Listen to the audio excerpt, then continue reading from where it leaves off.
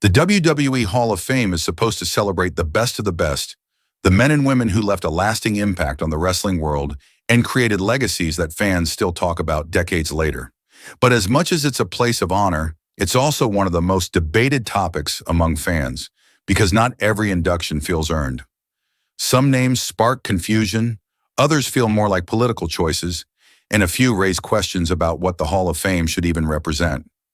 Today, we're diving into wrestlers and personalities whose inductions into the WWE Hall of Fame have been considered questionable by many fans, not to take away from their contributions, but to examine whether their careers really fit alongside the most iconic names in wrestling history.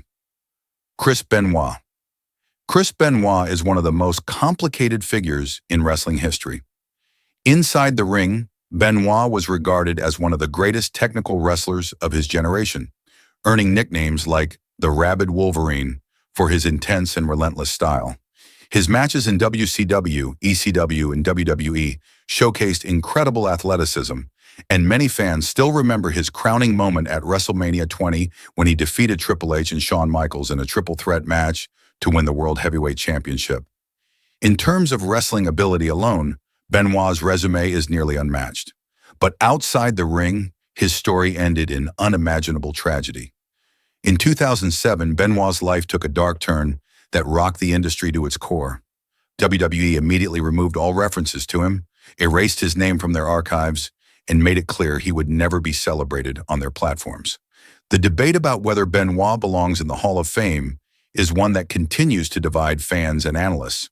Some argue his wrestling career merits recognition, while others believe his personal actions make that impossible. It's a subject so heavy that many feel even discussing it is difficult, which is why his name is often brought up in conversations about wrestlers who don't fit the Hall of Fame mold, no matter their in-ring legacy. Hillbilly Jim's induction into the Hall of Fame in 2018 caught a lot of fans off guard, not because he wasn't entertaining, but because his career never truly reached the level that most Hall of Famers did. Known for his overalls, country charm, and lighthearted persona, Hillbilly Jim was a fan favorite during the Hulkamania era. He danced, he smiled, and he had a gimmick that kids loved. But when you look closer, his actual career achievements don't measure up. He never won a championship in WWE, never headlined a major show, and his in-ring skills were serviceable but not spectacular. Most of his popularity came from being associated with Hulk Hogan, which gave him more visibility than he may have earned on his own. His feuds were short-lived and often forgettable, and while his character was fun, it lacked depth.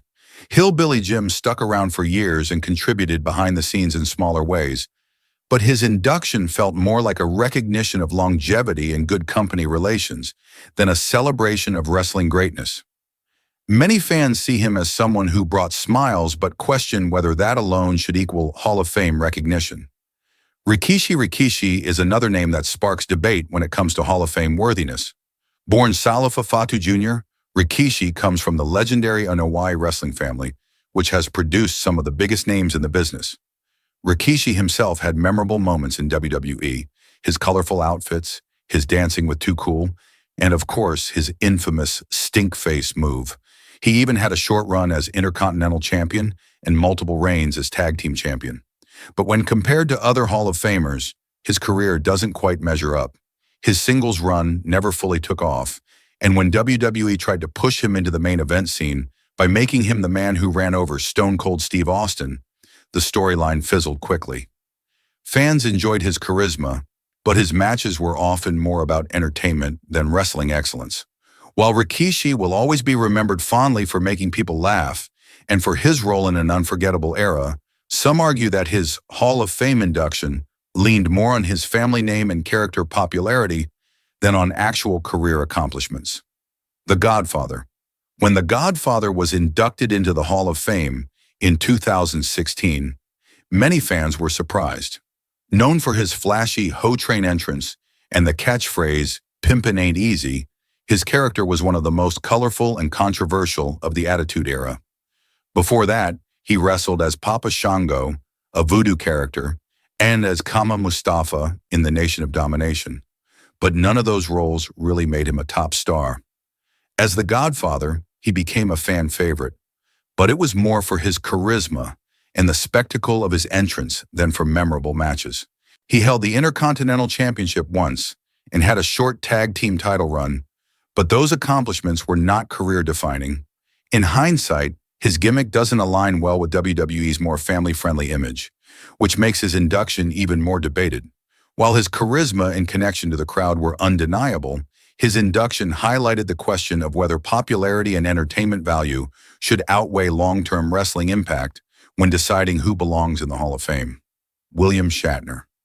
The celebrity wing of the WWE Hall of Fame has always been a controversial addition, and William Shatner's 2015 induction is one of the clearest examples of why. Shatner is a television and film legend thanks to Star Trek, but his connection to WWE is minimal at best. He made a handful of appearances, including standing in Bret Hart's corner during a match in the 1990s and hosting an episode of Raw in 2010. But none of those appearances had a lasting impact on WWE or its storylines. Compared to celebrities like Mr. T, who was directly involved in WrestleMania, or Mike Tyson, whose presence boosted WWE during the Attitude Era, Shatner's role felt insignificant. His induction seemed more like a publicity stunt to gain mainstream attention than a genuine acknowledgement of contributions to wrestling. Fans continue to debate whether the celebrity wing waters down the Hall of Fame, and Shatner's inclusion is often used as an example of how out of place some celebrity choices can feel. James Dudley. James Dudley's induction in 1994 is one of the earliest examples of the Hall of Fame blurring the line between honoring industry contributions and rewarding personal loyalty. Dudley made history as the first African American to promote a major wrestling arena in the United States, which is a significant achievement and worthy of recognition. However, his connection to WWE's on-screen product or long-term creative impact was almost non-existent. Much of his career was tied to his close relationship with Vince McMahon Sr., working as his chauffeur and confidant before being given a role in promoting the Capitol Wrestling Corporation's Washington, D.C. arena. His story is inspiring in terms of breaking barriers, but his Hall of Fame induction feels more like a nod to his loyalty to the McMahon family than a reflection of a legendary wrestling career. For many fans, this raised questions about whether the Hall of Fame should prioritize historical milestones or in-ring and creative accomplishments. High Chief Peter Maivia. High Chief Peter Maivia is an iconic name within Samoan wrestling culture, and of course is best known as the grandfather of The Rock. His career was solid, particularly in the territorial era, where his tribal persona and charisma made him a memorable act. He wrestled in places like New Zealand, Australia, and the United States, and even had a run in WWE during the 1970s, feuding with names like superstar Billy Graham and Bob Backlund. But when measuring Hall of Fame careers, Maivia's accomplishments fall short compared to others. He never won major championships in WWE, his feuds were short-lived, and he didn't leave behind iconic matches or moments that stand out decades later. His induction feels more like a way to honor his family's legacy and The Rock's heritage than to recognize his personal impact on WWE.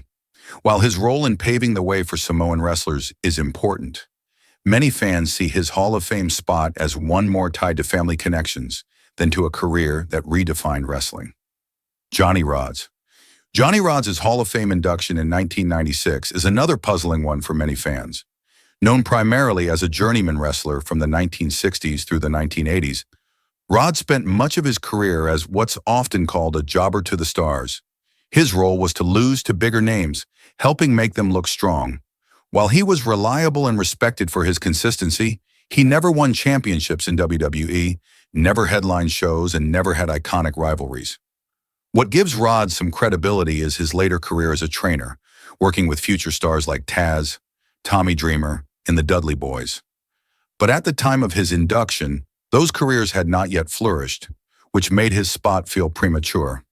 While his contributions as a trainer are admirable, many fans still question whether his overall resume justifies his place in the Hall of Fame, or if his induction was simply a way to acknowledge years of loyalty to the company. Koko B. Ware. Koko B. Ware's Hall of Fame induction in 2009 is often cited as one of the most surprising decisions WWE has ever made. Known for his bright outfits, dancing charisma, and his pet macaw Frankie, Coco was certainly memorable, but his in-ring accomplishments were minimal. He spent most of his WWE career as a mid-card act, losing to bigger stars and rarely being involved in major storylines. He never won a championship in WWE, and while his energy and personality made him a fan favorite, his matches were often forgettable. Some fans argue that his induction was less about his achievements and more about representing the colorful rock and wrestling era of the 1980s. While Coco brought smiles to audiences and contributed to WWE's family-friendly atmosphere at the time, his lack of career-defining moments makes his Hall of Fame status one of the most debated of all time. Ivan Putski. Finally, we have Ivan Putski, who was inducted into the Hall of Fame in 1995. Known as the Polish Power, Putski was popular in the late 1970s for his strongman image and muscular build. He even had a brief run as WWE Tag Team Champion with Tito Santana. But beyond that, his career was relatively average. His matches were often simple and lacked the excitement or technical quality that fans saw in many of his contemporaries. Most of his feuds centered around strength contests and pose-offs, rather than memorable rivalries or championship runs. Many fans believe his induction had more to do with timing and personal connections than with true Hall of Fame credentials, especially since his son Scott Putski had signed with WWE around the same time.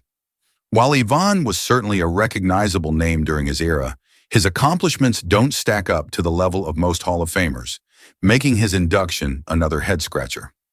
Conclusion: the WWE Hall of Fame is a unique institution because it's as much about entertainment and relationships as it is about wrestling greatness.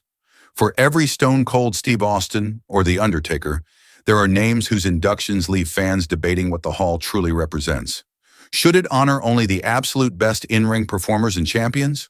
Or is it meant to celebrate personalities who contributed to the spectacle of WWE in different ways? From Chris Benoit's impossible legacy to Hillbilly Jim's lighthearted character, from Rikishi's mid-card flashes to William Shatner's celebrity cameo, these names highlight just how subjective the Hall of Fame can be. What do you think? Should the Hall of Fame be more exclusive, or is there room for a broader interpretation of wrestling contributions? Let us know in the comments, and don't forget to subscribe for more wrestling discussions, rankings, and debates. Thanks for watching, and we'll see you in the next one.